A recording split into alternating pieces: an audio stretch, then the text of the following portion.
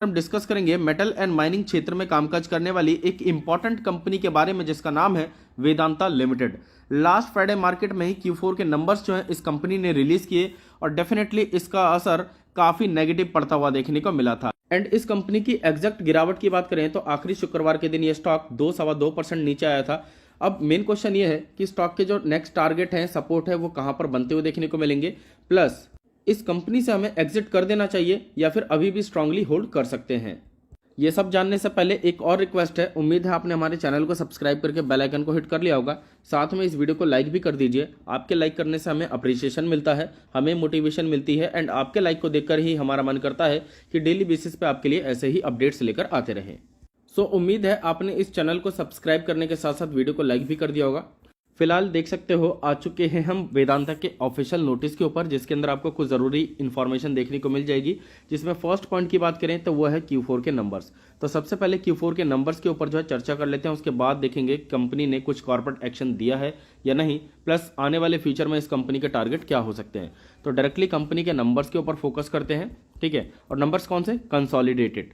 तो यहाँ पर आप देख सकते हो वेदांता के ऑफिशियल रिजल्ट के ऊपर आ चुके हैं, जहाँ पर सारी वैल्यू कंसोलिडेटेड है और सारे नंबर्स जो हैं आपको रुपीस इन करोड़ में देखने को मिलेंगे। तो आपको कोई भी कंफ्यूजन नहीं होने वाली। एक एक करके सभी पर्टिकुलर्स को डिटेल में हम एनालाइज कर लेते हैं। देखो, सबसे पहले यहाँ पर हम 3 चीज़ों को डिस्कस करेंगे, इस क्वार्टर के रिजल्ट को, पिछले साल के रिजल्ट को और पिछले क्वार्टर के रिजल्ट को, जिसको हम क्वार्टर टू क्वार्टर बेसिस पे and Y on Y basis पे भी जो है कंपेयर कर सकते हैं। तो सबसे पहले बात करें हम इसके अंदर कंपनी के टोटल रेवेन्यू की, टोटल इनकम की।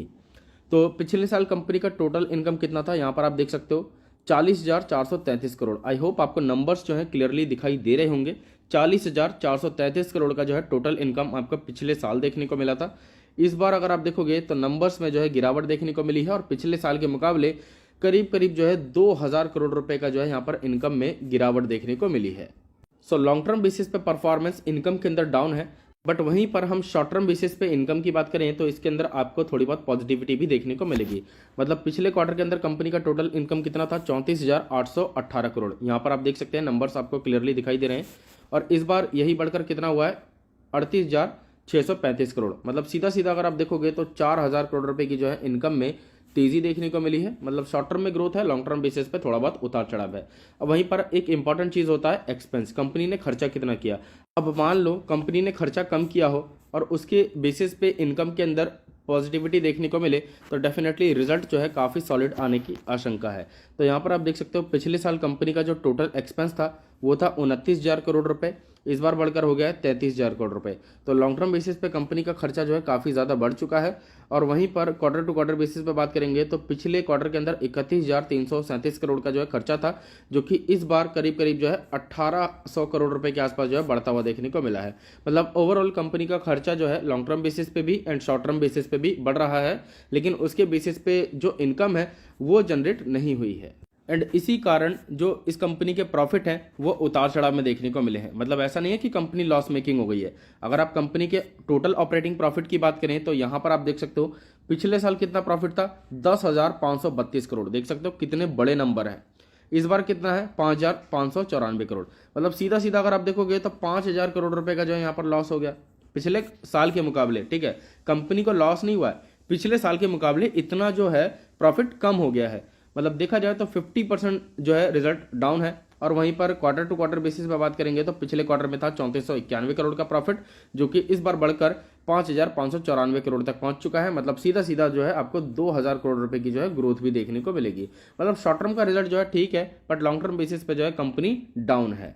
अब इसी में से एक्सेप्शनल आइटम्स को निकाल दें, टैक्सेस को निकाल दें और भी चीज़ें जो बचती हैं उनको निकाल दें तो कंपनी के पास जो टोटल प्रॉफिट बचता है वो है, यहाँ पर देख सकते हो 15A, owner of Vedanta limited के पास कितना बचता है, ठीक है। अब क्योंकि यहाँ पर जो है जॉइंट वेंचर्स भी हैं कई सारे, ठीक है। यहाँ पर आपको मैं दिखा देता हूँ। सबसे पहले ऊपर रिजल्ट देखोगे तो यहाँ पर जॉइंट वेंचर्स भी जो है आपको काफ़ी सारे देखने को मिलेंगे, जहाँ पर कुछ एंटिटीज़ हैं जहाँ पर पैसा जाना होता है एंड उनके भी जो है टैक्सेस कटने होते हैं, प्लस और भी कई सारी चीज़ें होती हैं। तो यहाँ पर अगर आप देखोगे तो कंपनी का जो एग्जैक्ट प्रॉफिट है ऑनर ऑफ वेदांता के पास जो बचता है वो आपके सामने है। पिछले साल कितना था, लगभग 5,800 करोड़, ठीक है। सीधा सीधा अगर आप देखोगे तो 5,800 करोड़ रुपए का जो है कंपनी ने प्रॉफिट किया था पिछले साल। लेकिन इस साल कितना है, सिर्फ और सिर्फ 1881 करोड़। रिजल्ट देख सकते हो कितना ज़्यादा खराब है, कितना ज़्यादा खराब है। और वहीं पर क्वार्टर टू क्वार्टर बेसिस पे बात करें तो पिछले क्वार्टर में था 2464 करोड़ का प्रॉफिट, और क्वार्टर टू क्वार्टर बेसिस पे भी अगर आप देखोगे तो रिजल्ट डाउन है। मतलब एक्सपेंस बढ़ रहा है लॉन्ग टर्म बेसिस पे, बट यहाँ पर रिजल्ट जो है डाउन है। मतलब कंपनी क्या है, बहुत ज़्यादा खर्चा कर रही है, ठीक है, बहुत ज़्यादा खर्चा कर रही है, उसके ऊपर जो है इनकम भी निकालने की कोशिश कर रही है, लेकिन इस इनकम के ऊपर जो है मार्जिन मिल ही नहीं रहा है। तो इस वजह से जो है कंपनी के प्रॉफिट जो है पहले के हिसाब से काफ़ी ज़्यादा गिरते हुए देखने को मिले हैं। मतलब पहले जो चीज़ 100 रुपये में बिकती थी वही जो है इस समय मार्केट में 70 रुपये 80 रुपये में जो है जा रही है, जिसके चलते कंपनी का प्रॉफिट कम होता जा रहा है। सो कंपनी का रिजल्ट डेफिनेटली लास्ट फ्राइडे में जो आपको देखने को मिला था वो काफ़ी ज़्यादा डाउन है, और इसका नेगेटिव असर पड़ना ही था। और सबसे बड़ी बात तो आप इसके किसी भी नोटिस को खोलकर देख लो, काफ़ी सालों बाद ऐसा हुआ है कि कंपनी ने प्रॉफिट किया हो, ठीक है, और उसके बाद जो है डिविडेंड आपको नहीं दिया। कंपनी ने इस बार जो है फाइनल डिविडेंड से रिलेटेड कोई भी अनाउंसमेंट नहीं किया है। वो बात अलग है कि आने वाले फ्यूचर में 1-2 दिन बाद या 10 दिन बाद कर सकती है, ठीक है। ऐसा कोई 100% मैं ये नहीं कह रहा कि डिविडेंड देगी ही देगी, कर सकती है, दे सकती है, बट अभी जो है कोई भी अनाउंसमेंट देखने को नहीं मिला, और इसी वजह से एक सेंटीमेंट और नेगेटिव जुड़ गया है। और इसी वजह से आखिरी शुक्रवार के दिन आपको इस तरह की परफॉर्मेंस देखने को मिली। देखा जाए तो एक्सपेक्टेशन जो है इतनी ज़्यादा डाउन नहीं थी, लेकिन मार्केट में जो रिजल्ट है एक्सपेक्टेशन से भी ज़्यादा डाउन आ गया, जिसके चलते जो है स्टॉक काफ़ी नीचे आ गया। अब देखा जाए तो इस रिजल्ट को देखते हुए काफ़ी सारे ब्रोकरेज जो है नाराज़ हैं, और उनका ये मानना है कि जिस हिसाब से रिजल्ट के अंदर फॉल देखने को मिला है, ये स्टॉक जो है काफ़ी अच्छी खासी गिरावट दिखा सकता है। मतलब फिलहाल अगर आप देखोगे तो कंपनी के पास एक स्ट्रॉन्ग सपोर्ट भी है, ठीक है। यदि आप इस कंपनी के चार्ट के ऊपर गौर करें तो यहाँ ध्यान दीजिए 6 मंथ के चार्ट के अंदर ये स्टॉक जो है इस लेवल पर काफ़ी समय से जो है सपोर्ट बनाने की कोशिश कर रहा है, और गिरावट होती भी है तो डेफिनेटली इस लेवल पर जो है कंपनी सपोर्ट ले सकती है। एंड 5 ईयर्स के चार्ट में देखोगे तो कंपनी जो है इस लेवल पर जो है काफ़ी समय से जो है साइकोलॉजिकली सपोर्ट लेने की कोशिश कर रही है। 250 रुपये का लेवल है, ठीक है। 250 का जो है यहाँ पर सपोर्ट बनता हुआ दिखाई दे रहा है। अगर ये ब्रेक डाउन हो जाता है तो डेफिनेटली स्टॉक जो है 200 रुपये के आसपास आता हुआ देखने को मिलेगा। अब रही बात इस कंपनी के अंदर खरीदारी की या होल्डिंग की, तो डेफिनेटली फ्रेश एंट्री की सलाह तो मैं बिल्कुल भी नहीं दूंगा।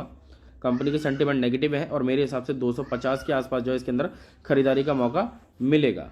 बाकी मार्केट में करेक्शन आता है या कुछ और दिक्कतें आती हैं तो डेफिनेटली स्टॉक जो है 200 तक भी आ सकता है। तो इसलिए 250 पर जो है आपको कोई ज़्यादा बड़ी क्वांटिटी नहीं खरीदनी है, और बल्क में खरीदनी तभी है जब 30 का RSI हो और स्टॉक जो है अपने सपोर्ट पर हो और 1-2 दिन जो है स्टेबल हो जाए।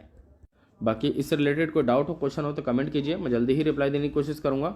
साथ ही रिटर्न की बात करें तो यहाँ पर आप देख सकते हो लास्ट 5 सालों के अंदर कंपनी ने कुछ रिटर्न ही नहीं दिए, सिर्फ 2% का रिटर्न है।